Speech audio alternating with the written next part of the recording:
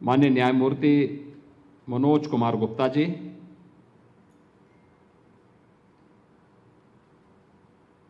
उच्च न्यायालय लखनऊ खंडपीठ के वरिष्ठ न्यायाधीश न्यायमूर्ति श्री राजन राय जी,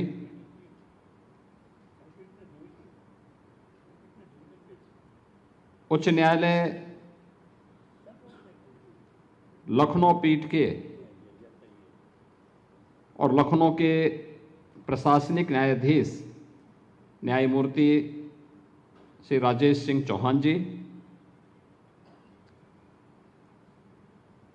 जिला न्यायाधीश लखनऊ श्रीमती बबीता रानी जी, उत्तर प्रदेश न्यायिक संघ के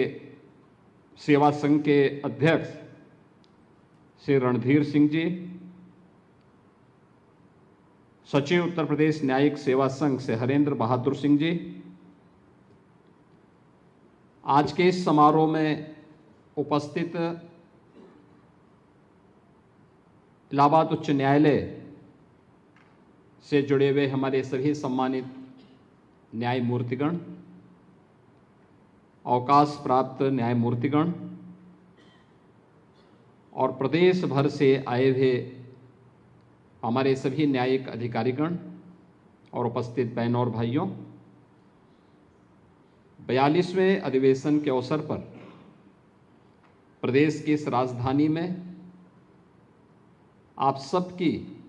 गरिमामयी उपस्थिति हम सबको न केवल आनंदित करती है बल्कि एक नए उत्साह के साथ एक नई प्रेरणा की ओर उन्मुख करती है। इस अवसर पर मैं प्रदेश सरकार की ओर से आप सबका हृदय से स्वागत करता हूं, अभिनंदन करता हूं।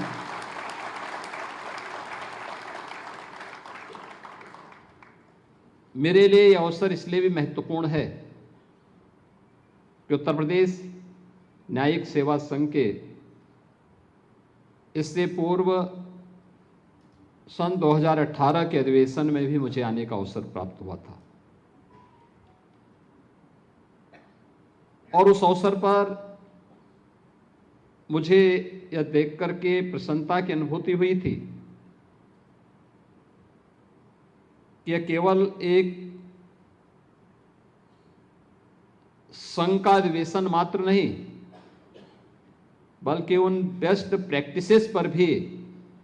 जोर देने का प्रयास होता है जो किसी भी संस्था के भविष्य को तय करने में एक निर्णायक भूमिका का निर्वहन करती है। यह अधिवेशन ऐसे समय में आयोजित हो रहा है जब भारत के संविधान के लागू होने के अमृत महोत्सव वर्ष में हम सब ने प्रवेश किया और वर्ष भर में भारत के संविधान के प्रति अपनी वचनबद्धता को लेकर के देश भर में अनेक आयोजन हो रहे हैं। भारत के संविधान के जो मूल थीम है वो इसी पर आधारित है कि न्याय, समता और बंधुता, उसका प्रतीक यह अधिवेशन न्यायिक अधिकारियों के, उत्तर प्रदेश के न्यायिक अधिकारियों के एक महाकुंभ का दर्शन करता है और यह हम सबको इस वर्ष आयोजित प्रयागराज महाकुंभ का भी दिग्दर्शन करवाता है, क्योंकि उसी प्रयागराज में हमारी इलाहाबाद उच्च न्यायालय की मुख्य पीठ भी स्थित है। 102 वर्षों के अपने इस इतिहास में उत्तर प्रदेश न्यायिक सेवा संघ ने अनेक उपलब्धियां हासिल की हैं और मुझे विश्वास है कि आज जब यहां पर प्रदेश भर से आए हुए हमारे न्यायिक सेवा से जुड़े हुए अधिकारीगण यहां पर उपस्थित हैं तो वे सभी न्यायिक अधिकारी न केवल यहां पर न्यायिक सेवा से जुड़े हुए अधिकारियों की एकता, परस्पर सहयोग और व्यावसायिक दक्षता का भी एक अनुपम उदाहरण प्रस्तुत करने में सफल होंगे।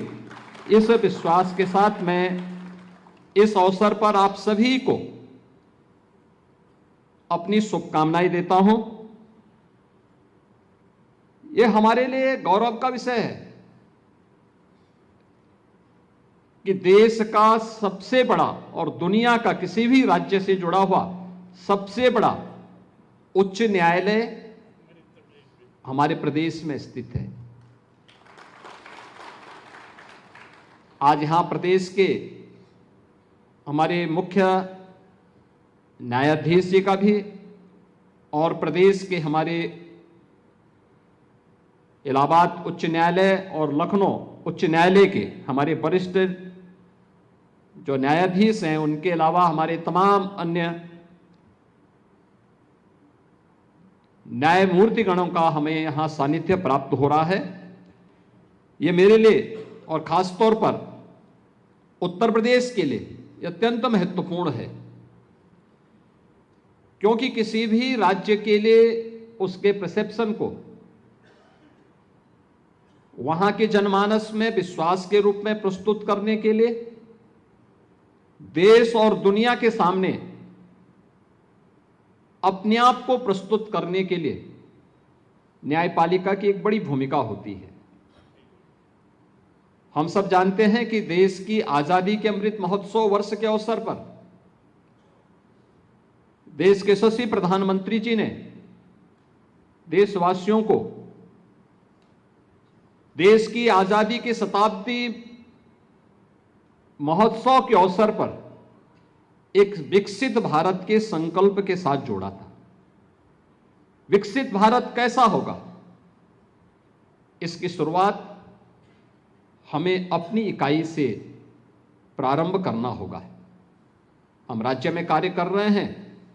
तो विकसित भारत का विकसित उत्तर प्रदेश, हम लोग जनपद में कार्य कर रहे हैं तो विकसित उत्तर प्रदेश का विकसित जनपद, हम जिस क्षेत्र में काम कर रहे हैं उन क्षेत्रों में केवल विकास की इकाई आर्थिक क्षेत्र में नहीं,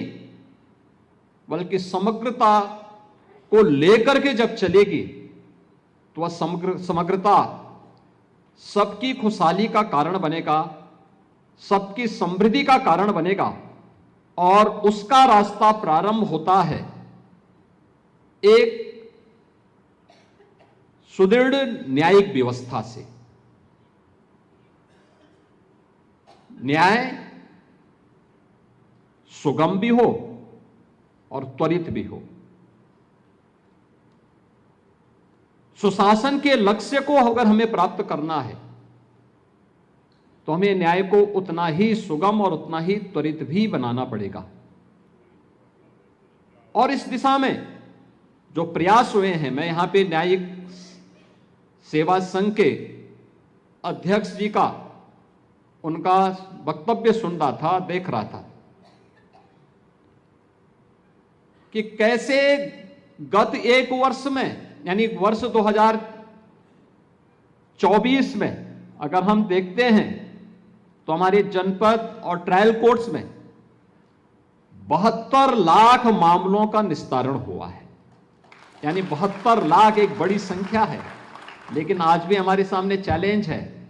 कि 1,15,00,000 से अधिक मामले हमारे पास लंबित पड़े हुए हैं।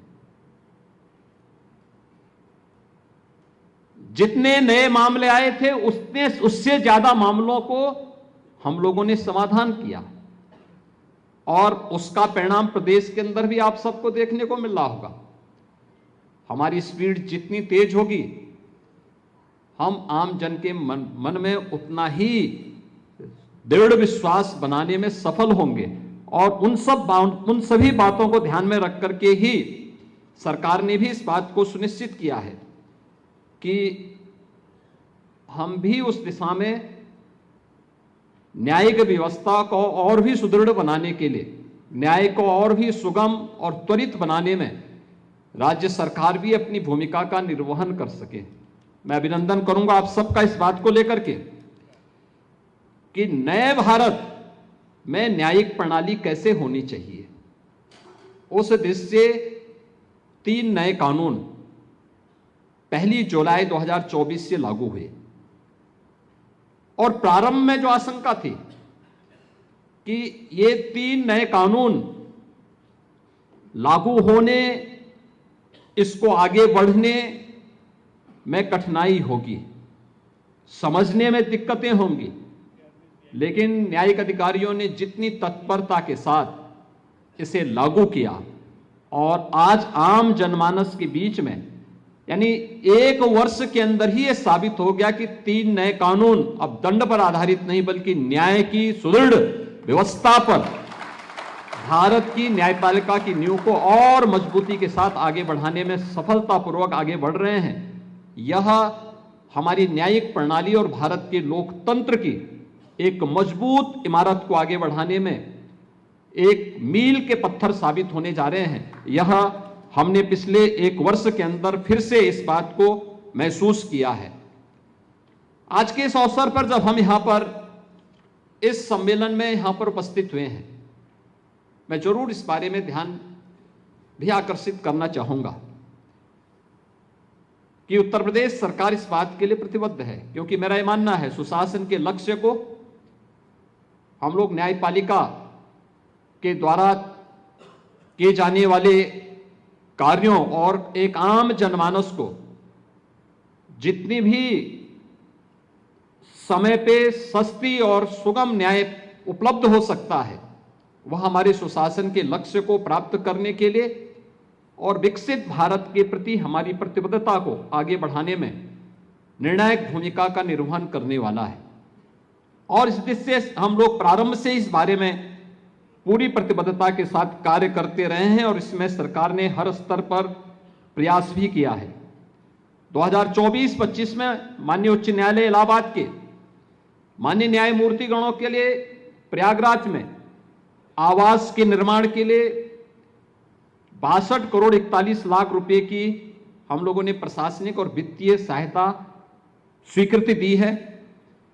इसी प्रकार से लखनऊ बेंच के भी माननीय न्यायमूर्तिगणों के लिए आवासीय सुविधा के लिए 117 करोड़ रुपए की प्रशासनिक और वित्तीय स्वीकृति हम लोग पहले ही उपलब्ध करवा चुके हैं।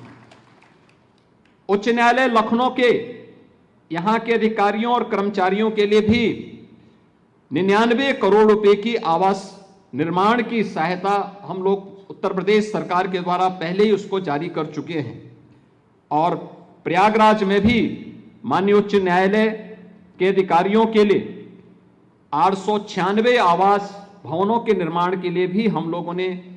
प्रदेश सरकार की ओर से एक सैद्धांतिक स्वीकृति पहले ही जारी कर दी है। वादकारी खंड के निर्माण के लिए 112 करोड़ 6 लाख रुपए, इसके प्रस्ताव को भी हम लोग सैद्धांतिक रूप से आगे बढ़ा चुके हैं। और प्रयागराज में उच्च न्यायालय इलाहाबाद के हेरिटेज भवन के रखरखाव के लिए भी 44 करोड़ 91 लाख रुपए की प्रशासनिक और वित्तीय स्वीकृति राज्य सरकार पहले ही जारी कर चुकी है, जिसके बारे में भी हमारे मुख्य न्यायाधीश महोदय ने ध्यान आकर्षित किया है। न्यायालय के इंफ्रास्ट्रक्चर के बारे में, इंटीग्रेटेड कोर्ट कॉम्प्लेक्स के बारे में, और इसके बारे में हम लोग प्रदेश सरकार ने एक नई व्यवस्था आगे बढ़ाई है जो इंटीग्रेटेड कोर्ट कॉम्प्लेक्स की है, जिसमें जो एक नई संकल्पना है जिसमें जनपद न्यायालय, मोटर एक्सीडेंट से जुड़े हुए जो भी हमारे इस प्रकार के ट्रिब्यूनल हैं, परिवार न्यायालय हैं, हमारे कॉमर्शियल कोर्ट्स हैं और लैंड एक्विजिशन से जुड़े हुए कोर्ट्स हैं, इनसे जुड़े हुए इन सब के लिए भी एक अच्छा इंफ्रास्ट्रक्चर डेवलप हो, इन सभी को एक हम लोग इंटीग्रेटेड कॉम्प्लेक्स उपलब्ध करा सकें। इसके लिए 10 जनपदों में हम लोगों ने इंटीग्रेटेड कोर्ट कॉम्प्लेक्स के लिए अपनी सैद्धांतिक स्वीकृति दी है, जिसमें से 6 जनपदों के लिए हम लोगों ने 1645 करोड़ रुपए की राशि जारी भी कर दी है, जिस पर बहुत शीघ्र एक नए यानी न्यू मॉडल के इंटीग्रेटेड कोर्ट कॉम्प्लेक्सेस हमें वहां उपलब्ध होंगे। इसके अलावा महिलाओं के प्रति अपराध और राज्य सरकार की उसके प्रति गंभीरता को ध्यान में रख करके हम लोगों ने POCSO courts, fast track court और अन्य न्यायालयों की आवश्यकताओं को ध्यान रखते हुए 381 न्यायालयों के गठन को भी अब तक हम लोग पूरा कर चुके हैं। केंद्र सरकार के द्वारा जो कोर्ट रूम एवं आवासीय निर्माण के लिए भी धनराशि समय समय पर जारी की जाती है, वह 2023-24 में 148 करोड़, 2024-25 में 239 करोड़, 2025-26 में अब तक 75 करोड़ से अधिक की धनराशि राज्य सरकार जारी कर चुकी है। जनपदीय न्यायालयों में सीसीटीवी कैमरा और अन्य सुरक्षा उपकरणों के लिए 92 करोड़ रुपए से अधिक की प्रशासनिक और वित्तीय स्वीकृति पहले ही जारी की जा चुकी है। फायर फाइटिंग आदि की स्थापना के लिए 59 जनपदों के लिए अब तक 19 करोड़ रुपए से अधिक की धनराशि भी अमुक्त की जा चुकी है। तो यहां पर हमारे न्यायिक संघ के प्रदेश के अध्यक्ष जी ने कहा था कि द्वितीय राष्ट्रीय न्यायिक वेतन आयोग को उत्तर प्रदेश ने पूर्ण रूप से लागू कर दिया है और देश के उन राज्यों में है जिन्होंने पहले लागू करने वाले अग्रणी राज्यों में से उत्तर प्रदेश है, जिसमें न्यायिक अधिकारियों के वेतन भत्तों के एरियर के भुगतान हेतु 1092 करोड़ 37 लाख रुपए के अधिक की राशि को भी राज्य सरकार ने अपनी स्वीकृति दी है। उत्तर प्रदेश में जो यहाँ पे न्यायिक प्रशिक्षण और अनुसंधान संस्थान है, इसमें 400 बेडेड न्यायिक अधिकारियों की हॉस्टल के निर्माण के लिए भी 54 करोड़ 28 लाख रुपए से अधिक की धनराशि स्वीकृति की जा चुकी है और परियोजना लगभग पूर्ण हो चुकी है। न्यायिक प्रशिक्षण और अनुसंधान संस्थान में 14 करोड़ 22 लाख रुपए की लागत से एक अच्छा स्पोर्ट्स कॉम्प्लेक्स भी वहां पर निर्मित किया जा चुका है, कराया जा रहा है। इसके अलावा संस्थान में वहां पर अत्याधुनिक लेक्चरर हॉल, प्रशासनिक भवन, प्रशिक्षण ब्लॉक और कंप्यूटर लैब के लिए भी 8 करोड़ 77 लाख रुपए स्वीकृति किए गए हैं। ऑडिटोरियम के लिए 2 करोड़ 36 लाख रुपए और संस्थान परिसर के लिए उस पूरे परिसर के अधिकारियों के आवास की सुविधा, उनकी मरम्मत आदि के लिए भी 1 करोड़ 68 लाख रुपए की धनराशि स्वीकृत की जा चुकी है। तैयार किया था 10 करोड़ का। स्वाभाविक रूप से समय के साथ हम आगे बढ़ेंगे, सुरक्षा और हर प्रकार से उन्हें न्यायिक सेवा संघ के माध्यम से भी सहयोग किया जा सके, इसके लिए हम प्रदेश सरकार की तरफ से 50 करोड़ रुपए की कॉर्पस फंड उत्तर प्रदेश न्यायिक सेवा संघ को उपलब्ध करवाने की यहाँ पर आज मैं बड़ी विनम्रता के साथ घोषणा करता हूँ। इसके साथ ही प्रदेश के अंदर जनपद न्यायालयों में जो न्यायालय के अंदर जो इतनी पेंडिंग्स हैं, 1 करोड़ 15 लाख से अधिक मामले अभी भी लंबित पड़े हुए हैं। यद्यपि एक वर्ष में जितने मामलों का डिस्पोजल हुआ है वह एक काफ़ी अच्छी संख्या है, बड़ी संख्या है। एवरेज दिखता है कि एक न्यायिक अधिकारी एक दिन में, जो हमारे न्यायिक सेवा संघ के अधिकारी बोल रहे थे, तो उसमें एवरेज ऐसे आ रहा था कि अगर उनकी छुट्टियों को भी हम काट दें, माने छुट्टी के दिन भी काम कर रहे हैं, तो भी 10 मामलों का उन्होंने डिस्पोजल किया है एक दिन में एक अधिकारी ने। न्यायिक अधिकारी सेवा संघ के द्वारा जो यहां पर जनपदीय न्यायालयों में जो डिपोजिशन राइटर के बारे में मांग की गई है, ये संख्या काफी बड़ी है,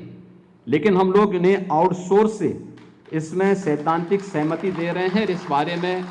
एक बार ये लोग अपने ठोस प्रपोजल हमारे पास आता है तो हम इसको भी और मजबूती से आगे बढ़ाएंगे, जिससे न्यायिक कार्यों को और तेजी के साथ हम आगे बढ़ा सकें। एक मामला जो हमारे सामने आया है, और स्वाभाविक रूप से सबकी इच्छा भी होगी कि सभागार में बैठ कर के लोग बड़े आनंद के साथ इस कार्यक्रम को सुन भी रहे हैं और आनंद भी ले रहे हैं, क्योंकि हॉल एयर कंडीशनड है। वैसे भी न्यायिक पीठ पर बैठा हुआ न्यायिक अधिकारी बड़ी कूलिंग उसमें रहे तो मुझे लगता है कि न्याय उतना ही अच्छा हो सकता है। जब न्यायिक सेवा संघ के अधिकारी मेरे पास आए थे तो मैंने उनसे पूछा, मैंने कहा मैं एक जनपद न्यायाधीश के चेंबर में मुझे एक दिन किसी बहाने जाने का अवसर मिला था, तो मैंने देखा बड़ी गर्मी है वहां पे, और गर्मी तो यानी प्रकृति के द्वारा प्रदत्त गर्मी तो थी ही, अधिवक्ताओं की गर्मी और भी उसको बढ़ा दे रही थी। इन लोगों के आने के पहले मैंने स्वयं भी मुख्य सचिव के साथ अन्य अधिकारियों के साथ बात की। मैंने कहा भी ये डिस्ट्रिक्ट जज के यहाँ भी जो है एसी नहीं लगा है, उनके पास भी वो बिना एसी के हैं। उन्होंने कहा नहीं कुछ में लगा होगा। तो हमने कहा भाई एक प्रस्ताव लाइए, कम से कम उनके यहाँ तो लग जाए एसी। और आज मैं इस बात की घोषणा करूंगा कि उन सबको वातानुकूलित करने के लिए प्रदेश सरकार पूरा सहयोग करेगी, जिससे अच्छी सुविधा वहाँ पर होगी तो उसको हम और अच्छी व्यवस्था के साथ आगे बढ़ाएंगे। और एक अन्य बात जो है वह है कि सुरक्षा से संबंधित भी एक मामला सामने रखा है। मुझे लगता है कि प्रदेश सरकार इस मामले में आपसे उचित प्रस्ताव लेकर के